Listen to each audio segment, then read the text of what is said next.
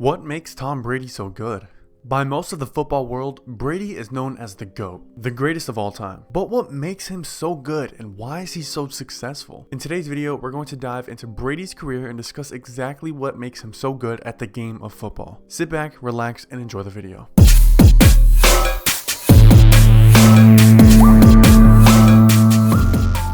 Let's get the more simple stuff out of the way. At the time of this recording, Tom Brady has thrown for 84,000 yards and 625 touchdowns, which are both number one all time, and I don't think they'll be broken anytime soon. He also has a 97.6 passer rating, which is number 8 all time. And not to mention, he has 7 Super Bowl championships, which is more than any player and franchise in NFL history. So that's it, right? That's the answer? Well, no. Stats and rings are half of the answer, but why has he been able to play in the NFL for 22 seasons? Why is a 45-year-old man still playing quarterback in the NFL? And not to mention, he's still playing great. There are 5 main points I'm going to talk about in this video: longevity and the offensive line, accuracy and decision making, offensive weapons, the defense, and money/contracts. Now really quickly, all of this is going to tie into one major point at the end, so make sure you stick around because it's going to be a domino effect where one point affects the next. And before we get going, I'm not going to include any information from this 2022-2023 season, only because this season just started. Now let's begin. Point number 1, longevity. To play 22 seasons in the NFL at any position besides kicker or punter, you have to stay healthy. In his 22 years in the NFL, Brady has only been seriously injured once when he tore his ACL and MCL in 2008. But Brady's longevity is thanks to the people that protect him, his offensive line. To be a successful and healthy passing quarterback in the NFL, you need a good offensive line. I crunched the numbers, of course, so you wouldn't have to, and here's the ranking of Brady's offensive line each year since 2000. As you can see, out of 22 seasons, the offensive line has dropped out of the top 10 only 6 times. So 16 out of his 22 seasons, he's had a top 10 offensive line. But if you add up all the ranks and divide it by 22, which is the amount of seasons Brady has played, you get 8. So Brady's average offensive line ranking his entire career is 8th, which is great. Overall, throughout Brady's career, his offensive line average has always been top tier. If you don't have a good offensive line, then you don't have time to throw the ball. And this results in rush passes, interceptions, and ultimately losing. So the offensive line doesn't directly affect a quarterback's play, but it does to some degree. Moving on to the next point, accuracy and decision making. The offensive line can ultimately affect the quarterback's accuracy and decision making. Brady has always been great at making the right throws. That's no secret.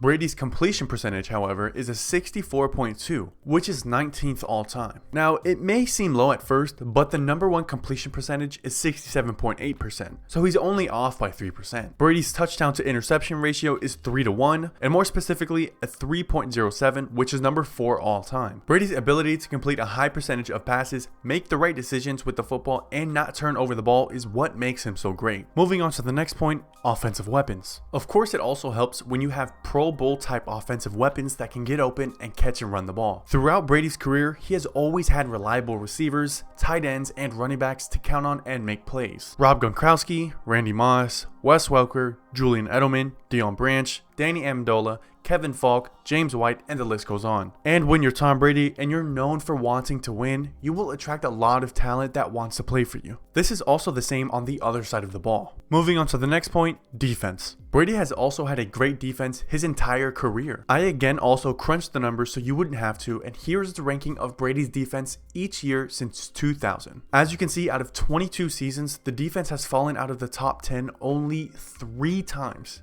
Yeah, only 3 times. And when you add up all the ranks and divide it by 22, which is the number of seasons Brady has played, you get 7. So a top 7 defense and a top 8 offensive line his entire career? Yeah, that's pretty great. Although he has nothing to do with playing defense, he attracts other players and he does it with money and winning. This next factor that plays into Brady being so great that is overlooked a lot is contracts. The NFL player with the most career earnings at $302 million is Tom Brady, again excluding this current season. You would think that hearing that number, that Brady makes a ton of money like today's quarterbacks do. Going into the 2022-2023 season, Aaron Rodgers is going to make $50 million, Russell Wilson at $49 million, Kyler Murray at $46 million, Mahomes at $45 million, Josh Allen at $43 million, and you get the point. Granted, these quarterbacks are top tier quarterbacks in this league and they deserve the money.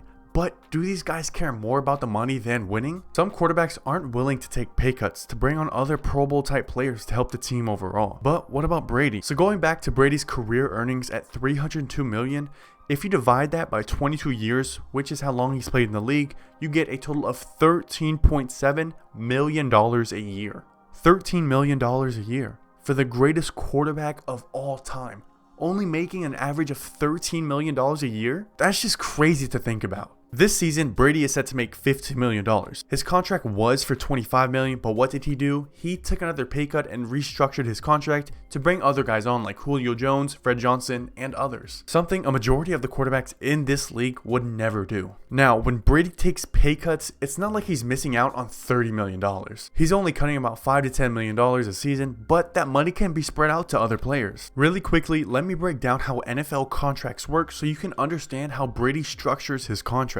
After hours of doing research trying to understand how the hell these confusing NFL contracts work, I finally figured it out. So, for example, let's say Brady signs a 4-year, $20 million contract, and let's say only $16 million is guaranteed. So, realistically, that's $5 million a year. Easy, right? But what a lot of teams do is spread out the money differently to accommodate for not going over the salary cap each year. And a simple answer for, well, what's the salary cap? It just kind of depends on the economy and other stuff that I just won't get into. Now, let's say in this example, the salary cap is $30 million for the whole team to spend. So back to Brady's contract. Since $16 million is guaranteed, instead of splitting the $20 million into $5 million a year, what they do is make the contract back heavy. They take the $4 million that isn't guaranteed and make it his salary. Now, this $4 million is not part of the guaranteed money, but it is also spread out over 4 years. So $1 million a year for 4 years. Players get paid their salary money in March whenever the training season starts, going week by week in the regular season. So what they do is they spread out the contract like this with the guaranteed money. Now, all of the money is guaranteed no matter what. But now for the next year, the Bucks in this example have $27 million to spend on other players. So instead of Brady taking $5 million a year, starting his first year, it's only $3 million and it saves the team money. Brady did a lot of this in his career, saving the Patriots and Bucks millions of dollars to bring on better talent for the team to win games. The good thing about making contracts back heavy is, first of all of the money is guaranteed no matter what. But secondly, you can keep restructuring the contract over and over to save money on cap space. This chart below can be very confusing at first, but let me break it down for you. All this information was gathered from Spotrac, I don't know how to say it, but it's very reliable in breaking down NFL contracts. The Brady money column is the amount of money Brady made each year, and the top money column is how much the highest paid quarterback made that year. As you can see, Brady was never once the most paid quarterback in the league during any season. Now, you could argue that some of these quarterbacks on the list at the time, and please take note of what I'm saying, at the time were just as good, if not better, than Brady. So them getting paid all that money makes sense. But here's the biggest thing to note. Brady didn't get paid the big bucks. He wasn't the highest paid quarterback and didn't get the biggest contracts. It's because he wasn't after the money. He was after winning. The total amount of money from the highest paid quarterback each season is about $713 million. Brady's career earnings in 22 seasons is $302 million. So Brady essentially saved the teams he's been on around $411 million. $411 million, that's a ton of money. If Brady would have taken top dollar every season, he wouldn't be where he's at today. Saving his team's money to build the team and to give him reliable offensive weapons, a great offensive line, and a great defense is what makes Brady so great. Spreading the money around and being selfless is Brady's greatest trait that never gets recognized. Granted, he is clutch, a great decision maker, and a great winner. It comes with a cost, and that cost is money. Let me know what you guys think in the comments. Hopefully you all enjoyed, and I will see you guys next video.